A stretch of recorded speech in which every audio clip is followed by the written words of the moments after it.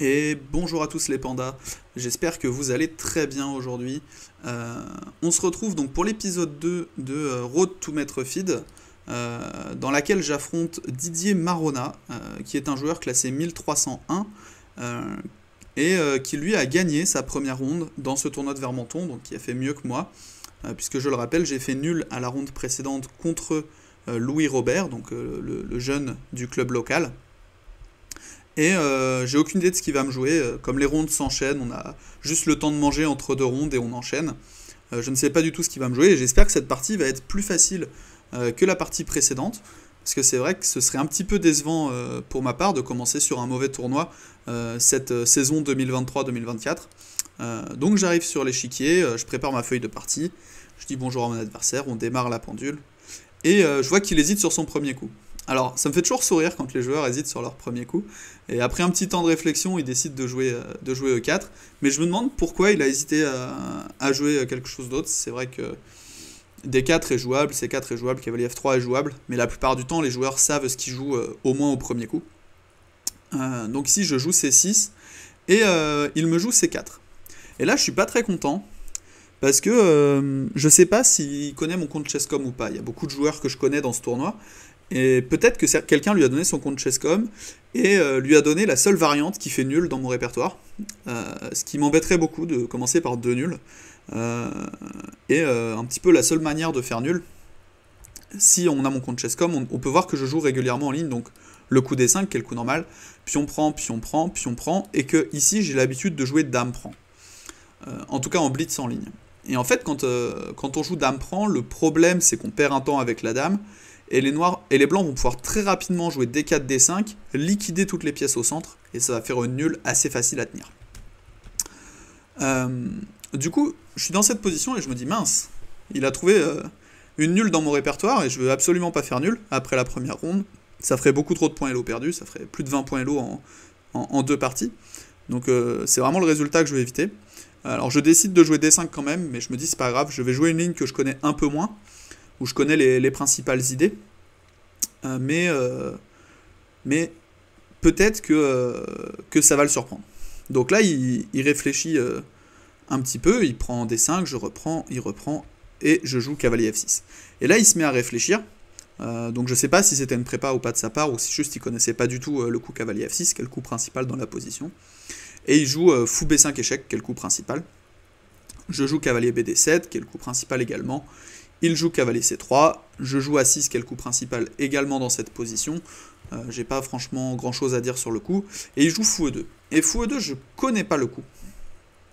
Alors, j'avais pas de base de données quand j'ai joué la partie et j'ai pas vérifié dans une base de données si le coup existait. Le coup que je connaissais, c'était plutôt fou C4 ou dame A4, qui sont des coups plus agressifs. Mais ok, il décide de me jouer fou E2. Je comprends que son idée c'est de défendre par fou F3, mais je vois également qu'après cavalier B6, j'attaque 3 fois le pion, 2 fois avec les deux cavaliers, plus une fois avec la dame, et qu'il est défendu qu'une seule fois. Donc même s'il défend une fois supplémentaire ce pion, je vais juste le gagner au coup suivant. Donc il joue fou F3 quand même, et je joue cavalier prend D5.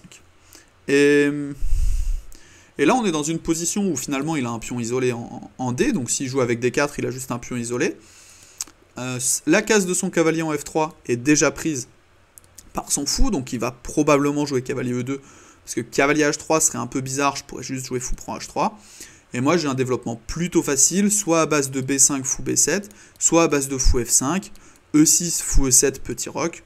Et mon développement est plutôt simple, ça me semble un pion isolé intéressant à jouer. Et d'autant plus, ce que j'aime bien dans cette position, c'est que la position elle est déséquilibrée, c'est-à-dire que bah, il a un pion isolé, moi pas. Le matériel est égal, mais il y a toutes les pièces sur l'échiquier. Donc c'est clairement une position où je peux faire la différence avec la différence d'expérience et la différence de niveau de jeu entre les joueurs. Donc il décide d'échanger une fois en D5. Ça, je me dis pourquoi pas. Et là, il me surprend énormément. Je m'attendais au coup soit D4, soit cavalier E2, soit potentiellement dame B3, qui est un coup un petit peu plus bizarre, mais je savais pas trop comment réagir à ce coup. Étonnamment, je me disais je dois juste jouer E6, mais il peut peut-être liquider au centre, et je suis pas hyper heureux. Et ici, il décide de jouer fou prend D5. Alors fou prend D5, c'est un coup que j'ai pas compris du tout.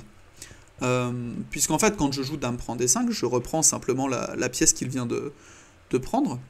En fait, je me retrouve juste avec la paire de fous, et lui, il a un pion isolé. Et en plus, j'ai une petite avance de développement. Donc en fait, j'ai 3 formes d'avantage. C'est-à-dire, je joue contre un pion isolé en ayant échangé déjà 2 paires de pièces. Donc ces 2 pièces-là ont été échangées. J'ai la paire de fous, qui est une autre forme d'avantage. Et j'ai une petite avance de développement, j'ai une dame qui est sortie, et lui non, et il peut pas chasser ma dame facilement de cette case centrale. Et bon, du coup, ici, mon plan, il est assez simple. Comme j'ai la paire de fous, j'ai tendance à vouloir échanger les pièces. Je veux un centre ouvert, et le centre est relativement ouvert, puisqu'il manque déjà 2 pions centraux. Et pour jouer contre le pion isolé, ce pion va arriver probablement en D4 au cours de la partie, et il va juste falloir l'attaquer avec G6, fou G7, mettre une tour au centre, et essayer d'aller gagner le pion, s'il faut, en passant par la rupture E5. Donc ici, mon plan est très clair. Il me joue dame F3, un coup qui me surprend également, puisque j'ai juste envie d'échanger toutes les pièces. Je l'ai dit, j'ai envie d'échanger les dames. Et ici, je vais pas jouer dame prend F3. Et je suis content parce que, comme la partie précédente, pour cette série, j'ai décidé, pour le moment, de mettre l'analyse de l'ordi en direct pour moi. Et je vois que l'ordi ne joue pas non plus dame prend F3, il joue le coup que j'ai joué. Et ce coup, c'est fou E6. Alors, quelle est l'idée? L'idée, c'est que si mon adversaire prend, j'ai juste remplacé ma pièce centrale par une pièce très forte, qui devient mon fou D5, qui vient contrôler son aile roi, et qui contrôle en même temps son aile dame. Donc j'ai un fou qui rayonne sur tout l'échiquier. Également, c'est un coup qui développe une pièce, et ça défend ma dame qui était attaquée. Ça a un autre avantage, c'est que si lui il veut aller roquer, il doit jouer cavalier E2 ou cavalier H3, mais à ce moment-là, je pourrais échanger les dames et lui doubler les pions. Donc en fait, il n'a pas vraiment de bonne manière de répondre à ça, et il décide de jouer dame prend D5, et je reprends du fou évidemment. Il joue cavalier F3, et ici j'ai clairement plusieurs options. Soit je joue comme dans la partie le coup G6, qui est le coup le plus normal, puisque quand je joue G6, je veux juste jouer fou G7, et un petit peu dans l'esprit d'une catalane, avoir mes fous qui découpent son aile dame, et qu'il ait beaucoup de mal à se développer, puisque simplement ce pion B2 aura du mal à bouger. Et s'il s'en va avec son fou, je pourrais simplement manger ce pion. L'autre option, c'est de jouer fou prend F3, et après pion prend, de jouer contre la structure adverse. Alors, c'était une option viable, mais j'estimais que sa structure était déjà suffisamment faible et qu'il valait mieux juste accélérer le développement. Donc c'est pour ça que j'ai joué G6, mais peut-être que fou prend F3 est jouable. Ce que j'aimais pas trop non plus dans fou prend F3, et j'en profite pour le dire, c'est que ça donnait la paire de fous. Et en fait, une de mes formes d'avantage, je l'ai dit un petit peu avant dans la vidéo, c'est d'avoir cette paire de fous. Et je vois pas pourquoi je rendrais la paire de fous sans que l'adversaire m'y oblige. Du coup, je décide de jouer G6, il joue petit roc, et je joue fou G7. Et on voit ici qu'effectivement, il a beaucoup de mal à... Il peut pas jouer B6.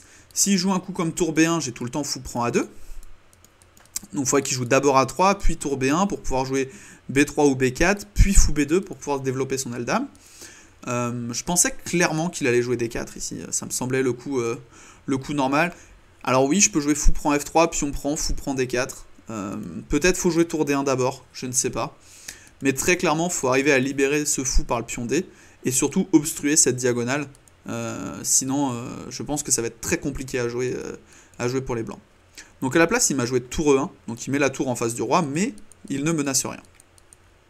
Ici, j'ai plusieurs options. Petit roc n'est pas une option parce que le pion est en l'air, donc je peux jouer E6, mais j'aimais pas trop. Je me disais, ça me crée un petit peu des cases noires faibles autour du roi, ou je peux attendre en jouant un coup comme tour C8. Et c'est ce que j'ai décidé de faire. Ça menace pas grand chose, mais ça attend de voir ce que mon adversaire fait.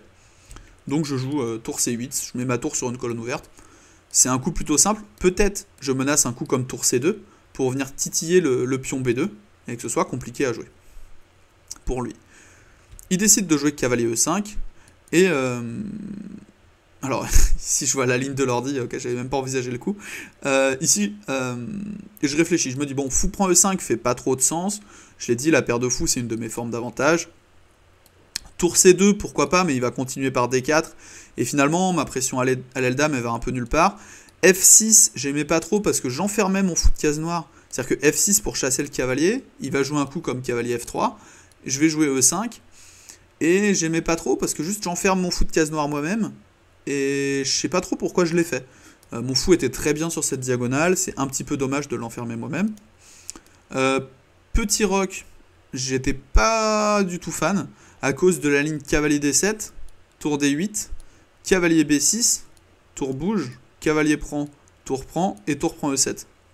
Alors la ligne est peut-être très fausse, mais j'avais juste l'impression que je perdais un pion. Alors bon, ici effectivement j'ai peut-être tour B5, mais en l'occurrence c'était plutôt ça qui m'embêtait dans cette ligne, avec petit roc.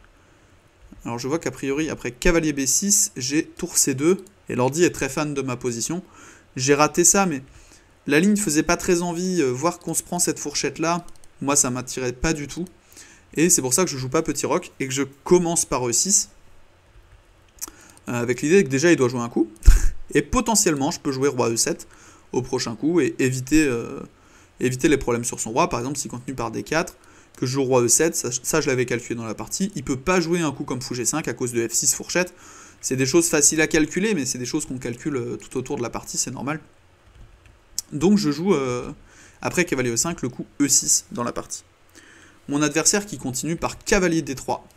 Et là j'étais extrêmement surpris, parce que cavalier D3, c'est un coup qui fait pas grand chose, qui enlève le cavalier d'une belle case centrale, qui bloque le pion D. Alors ça défend le pion B2, mais il n'était pas attaqué. Et du coup, je sais pas trop ce que vient faire ce cavalier en D3. Bon, moi je me pose pas trop de questions, je peux roquer, il n'y a plus cette histoire de cavalier D7, donc j'en profite pour roquer.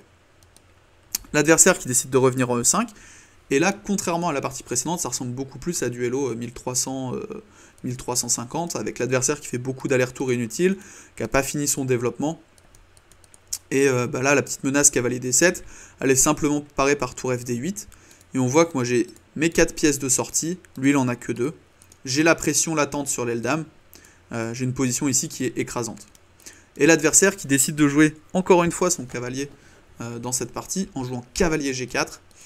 Et là j'étais extrêmement surpris parce que ça autorise un coup qui est peut-être un petit peu surprenant. Mais en fait quand on regarde toutes mes pièces une par une, j'ai mes 2 tours qui sont sur 2 colonnes ouvertes, mon fou en D5 qui rayonne sur tout l'échiquier, mon fou en D4 qui est braqué sur l'aile dame. Donc du coup, qu'est-ce que je peux faire? Quelle est ma manière d'améliorer ma position? Et en fait, en me posant cette question, je me suis dit, mais mon fou, il attaque l'aile dame, mais il pourrait peut-être aussi attaquer l'aile roi en jouant le coup fou D4. Alors c'est un coup qui me venait assez naturellement, le coup fou D4, et c'est le coup que j'ai joué. Parce qu'en fait, juste, je place mon fou sur une meilleure case que celle où il était en G7, et je profite du fait que le pion n'est pas venu en D4, donc là, il n'y a plus jamais pion D4, et j'ai mes 2 fous qui attaquent des 2 côtés de l'échiquier, qui rayonnent complètement et qui découpent tout l'échiquier. Mon adversaire qui joue cavalier E3 menace concrètement cavalier prend D5, puisque ça aurait juste pour effet de regagner la paire de fous, et peut-être mon avantage qui diminuerait un petit peu. Alors bien sûr, je ne le laisse pas me prendre la paire de fous. J'ai plusieurs coups ici, j'ai fou C6, que j'ai envisagé, mais j'aimais pas trop parce que ça bloque la colonne C, la case d'entrée en C2 qui disparaît, et le coup que j'ai joué, l'autre coup, qui est fou E4. Alors, l'idée de fou E4, c'est simplement, je viens contrôler cette case B1, et si on me laisse faire, je vais venir m'installer en D3, et si ce pion D ne peut plus bouger, là, il va y avoir un vrai problème de développement sur l'aile dame, et ça va être la partie. Donc j'ai joué fou E4, et bien sûr, quelque chose d'important, c'est qu'il n'est pas une découverte comme cavalier C2 pour venir attaquer 2 fous en même temps, ou cavalier F5 qui attaquerait 2 fous en même temps, simplement parce que peu importe laquelle des 2 découvertes il souhaite faire, je peux prendre du fou son cavalier. Et du coup il n'a aucun moyen de gagner la paire de fous avec une découverte. Donc ici dans la partie il décide de jouer cavalier D1, qui est un coup un petit peu étrange. Je pense qu'ici il fallait peut-être vraiment jouer D3 et essayer de se débarrasser du pion et essayer de finir le développement. J'ai joué fou D3 donc, et ici on voit que sa tour ne peut pas progresser sur la colonne. Et les 2 seules colonnes ouvertes, je contrôle toutes les cases dans son camp, qui lui permettraient éventuellement de s'activer un jour. Il ne peut pas développer son aile dame, parce que la tour ne peut pas bouger, le pion B ne peut pas bouger, et ici il est juste complètement vissé, et il n'a aucun moyen de progresser dans la position. Alors ici, l'adversaire qui me joue cavalier C3, je pense que c'est plutôt un bon coup. J'estimais dans la partie qu'il menaçait B3, avec l'idée de jouer simplement fou B2, et peut-être arriver à s'activer. Alors bien sûr sur B3 je peux gagner le pion, mais je cherche plus qu'un pion ici, je cherche quelque chose qui va gagner une pièce ou quelque chose du genre. Ma position est beaucoup trop écrasante pour que je me contente d'un pion. Alors je me suis dit, si son idée c'est de jouer B3, bah, je vais lui jouer B5. Et comme ça, s'il joue B3, j'ai B4, et bah, je gagne juste une pièce. Alors, le problème, c'est que quand je joue B5, il peut jouer B4 lui-même. Et là, je m'étais dit que je pouvais jouer A5. Avec l'idée, il ne peut pas prendre en A5, puisque je joue B4, et il a un problème. Alors, c'est pas la partie, tout ça. Et que s'il jouait A3, je pouvais jouer A prend B, tour C4, et il ne peut plus défendre ce pion. Alors, j'avais dit, je veux plus qu'un pion, c'est vrai, mais alors, bon, s'il joue un coup comme fou A3, je peux peut-être juste prendre en C3, mais je sais pas. Et peut-être cette position-là, c'est une erreur de calcul de ma part, parce qu'en fait, il y a fou A3 en fin de ligne. Et ici, du coup, après B5, il a compris qu'il y avait ce problème de B4, et il a joué le coup A3. Et A3, le problème, c'est que ça laisse une autre idée qui était dans la position, qui est le coup de tour C5. Alors, l'idée de tour C5, elle est plutôt simple, hein. Vous allez le comprendre, pas avec son prochain coup, mais s'il décide de jouer un coup comme B4, on a l'impression que ça chasse la tour. En fait, l'idée, on veut juste tour F5, on attaque le pion F2, et il n'y a pas de bonne manière de défendre ce pion F2. Il n'y a absolument aucun moyen de défendre le pion.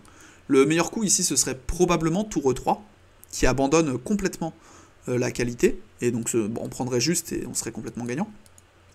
Et en fait, il n'a pas de bonne manière de le défendre. S'il joue un coup comme tour F1, on prend, enfin, il n'y avait vraiment pas de coup.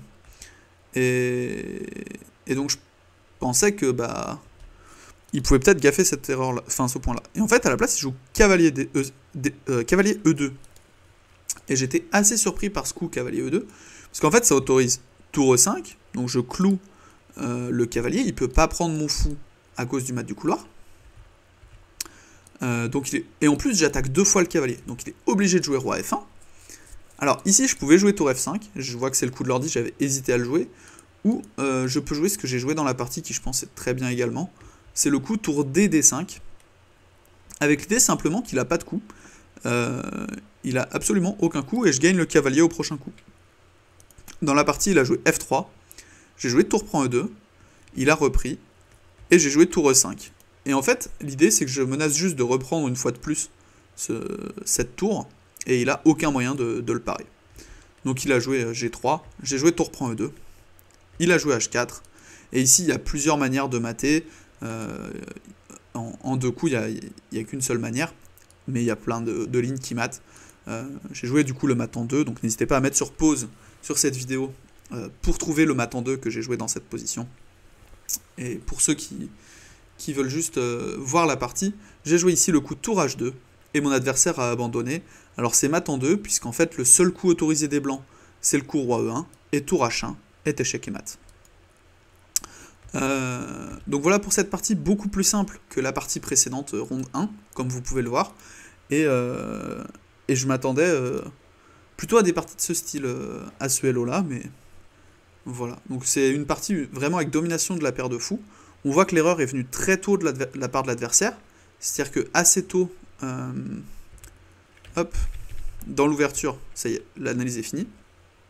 Donc tout ça c'était théorique, je connaissais.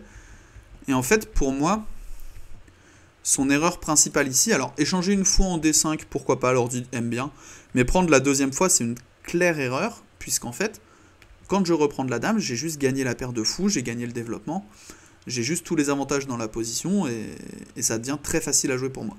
Donc il joue dame F3, fou E6, meilleur coup, prise, et ensuite, bon, là il y a plusieurs manières de se développer, j'ai joué G6, je vois que l'ordi approuve toujours, je regarde juste s'il y a une erreur majeur quelque part, tour C8, cavalier E5. Ah, E6, ici, ah oui, ici l'ordi donne fou prend A2.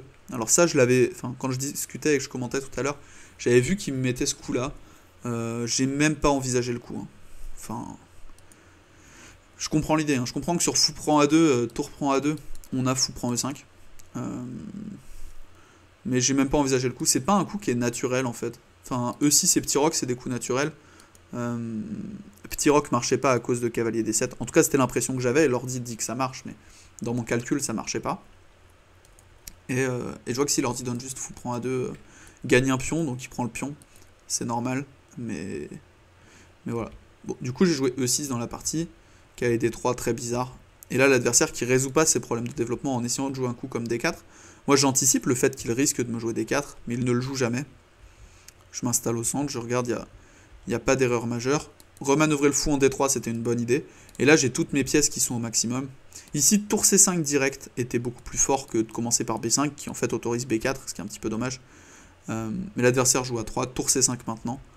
Et ensuite c'est juste un mat en force 1. Ici apparemment c'est mat en 5 déjà. Donc, et j'ai joué la ligne qui mate le plus vite. Il n'avait aucun moyen d'empêcher le mat. Alors si je prends la review, hop.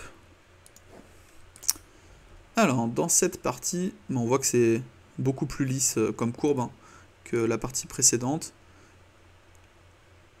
Et il n'y a pas ce que je cherchais. Ah ah! C'est pas ça que je cherchais, c'est celle-ci, que j'avais mis pour la vidéo précédente.